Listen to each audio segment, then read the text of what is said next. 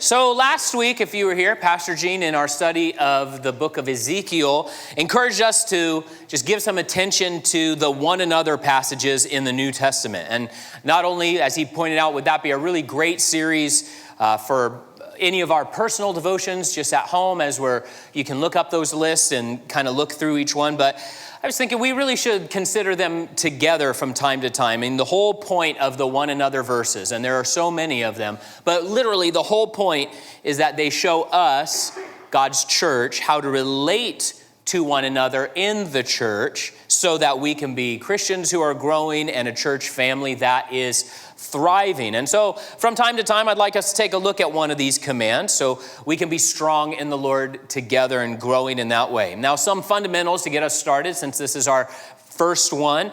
There are about 60 one another commands in the New Testament. It's quite a lot, right? Sometimes we think about how many rules and regulations there were in the law of Moses. And of course, now we're under the law of love and under the grace of God. But that doesn't mean that God doesn't still have commands for us. He absolutely does. And there are 60 one another commands for us about our conduct and our attitude, our behavior, our perspective on relating to one another.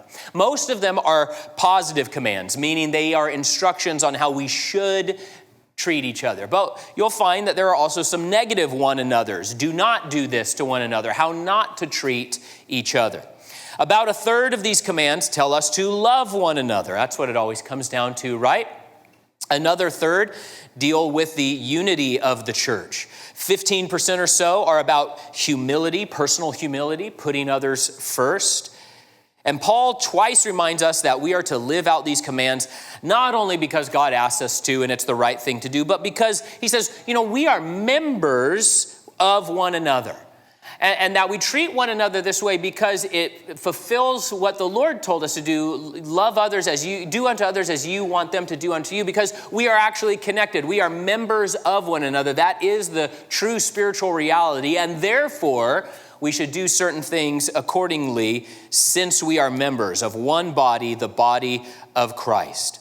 Our relationship to one another, like I said, boils down to agape love. But I don't know about you. For me, sometimes it can be sort of abstract to just say, well, just go love people. Love people the way God loves people. Agape people. Okay, well, what does that mean today? What does that mean in this moment right now? Especially if I'm not feeling particularly lovey-dovey this morning, right? What can I do to show God that I trust him and I believe him and I want to obey him and participate in these essential church activities? And that's where the one another's come along. That's where they help us out a whole lot. They give us real, tangible attitudes and behaviors that we can act on. Real exercises of our faith. What's more helpful? To have someone tell you, you need to exercise, and then just, your doctor says that all the time, right? You need to exercise more. Well, what should I do? Just exercise more. Okay, well, it's much easier if they say, hey, why don't you do this? Why don't you try to do, 10 jumping jacks tomorrow? Don't do jumping jacks. That's no good. You're going to blow out your knee. I went to church and then I blew out my knee. But real tangible things of, hey, why don't you try this? Why don't you try walking 1,000 steps today or 5,000 steps tomorrow, whatever. Those sort of tangible directives are way more helpful than just sort of the generic go exercise. And so these are real exercises of our faith as we allow God to conform us and bear fruit in us. And so today, not at random, but it's not the first one, but we do want to start with one of the most basic one another's, greet one another. Guess what? You just did it. Way to go. Fantastic. Really, the full command is greet one another with a holy kiss. And in fact, that is found 5 times in the New Testament. Let's get the awkward part out of the way first, right? The kiss is not a thing anymore at all. Don't do it. At the time of the writing of the New Testament, when Paul gave this command, when Peter gave this command, it was common, accepted, normal, expected to say hello with a kiss, specifically to family members, close friends, or as a sign of respect to someone who deserved it. Now, some cultures today still say hello with a peck on the cheek, but let's be real. That's not normal or appropriate or expected or comfortable in our time and in our place. There have been times when we've gone on the mission field, down to South America, and there's certain places where they still do this a lot. And we would go to teach at a Bible college, And these, student girls would be like, oh, hello, and they'd come in for it, and we just say, yeah, we don't do that. That's one of those rare times, they always say, if you're going on the mission field, eat what's served to you, and just, don't be offensive. But we're like, no, we would always draw a hard line. We say, in America, we don't do this, so please don't kiss us. And there's always a moment, because it was really normal for them, but we don't do that, and so we're not going to do that here. Actually, after the first century, church history records that the kiss part of the church greetings started getting out of hand, and church leaders had to make rules saying at first, hey, men can only give a peck to men, women can only give a peck to women. But the point was not the kiss, right? The point was the kindness behind the greeting. If you're saying hello to someone with a kiss, that means that you're really connecting with that person. You're sharing a moment together, even if very brief. There's a closeness, there's a tenderness, right? It's respectful, it's affectionate, it's kind. It's a greeting that acknowledged familial connection. And more than just a mindless wave or a chin. I'm a chin up guy all the time. I probably have given some of you just walking by just a chin up. And it's like, that's the absolute minimum that a human being can do. I moved these muscles a little bit, and that was what I conveyed as a hello to you. But what Paul and Peter in the New Testament is talking about is more than just sort of a mindless going through the motions. It's a real embrace, an embrace of two hearts together. Now, if you're like me, meet and greet time, not necessarily the thing you look forward to most at church, right? We actually didn't do it for a while in the wake of COVID, and then we kind of got shamed into doing it again. And now I'm glad we do it, because guess what? Now we're talking about the one another's, and we're like, oh, phew, we're doing it.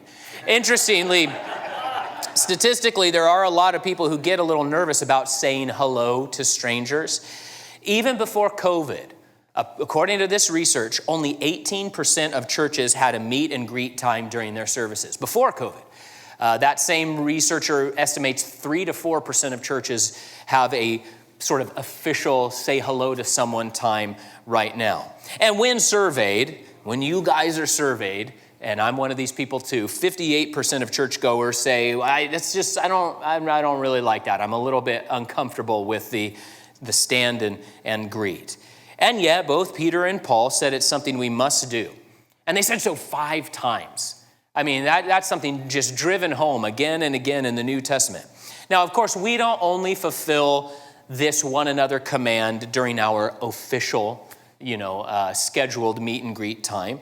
But those couple of minutes that you guys just experienced give us a chance to say, as a church, we're going to honor God and accept and welcome the people around us and exercise our faith and say that when we do this, we know God will do a work in our lives and build up our faith and bear fruit in our church in some small way.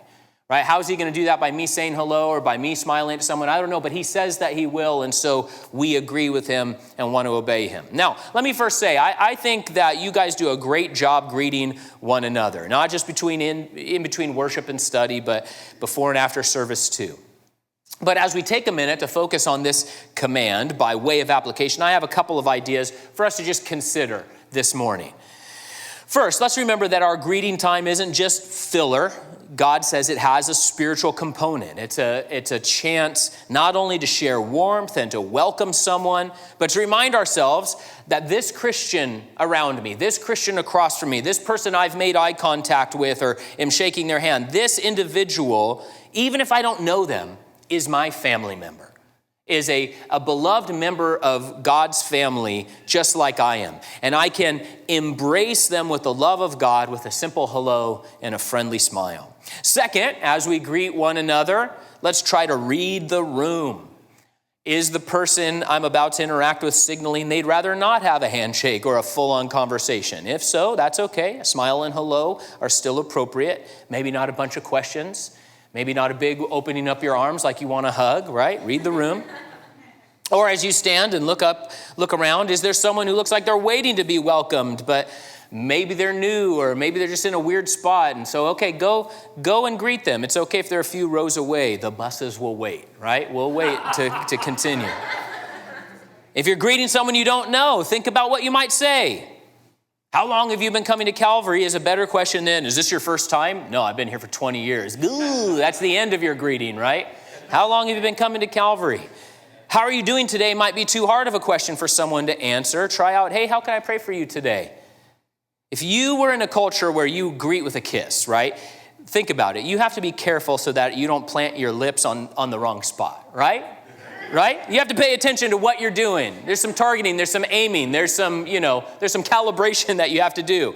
You don't want to crack noses into each other because, you're going to have a problem. So in the same way, we just want to be mindful and watchful about how we're greeting one another here at church.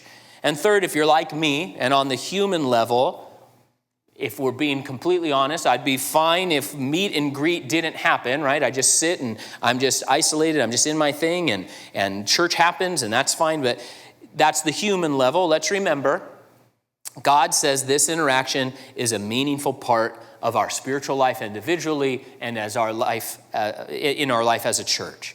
It's on the same list as pray for one another, as serve one another, as forgive one another, as bear one another's burdens, greet one another, right? God says we need the welcoming embrace of our fellow Christians. So let's keep believing him, keep acting accordingly, and not just on Sunday, but Monday too. Maybe think of someone you can greet sometime during this week with a friendly text message, a friendly hello. We'll just see what the Lord will do as we trust him and believe him and tell him, we know that you know best, and we want to exercise our faith in this command.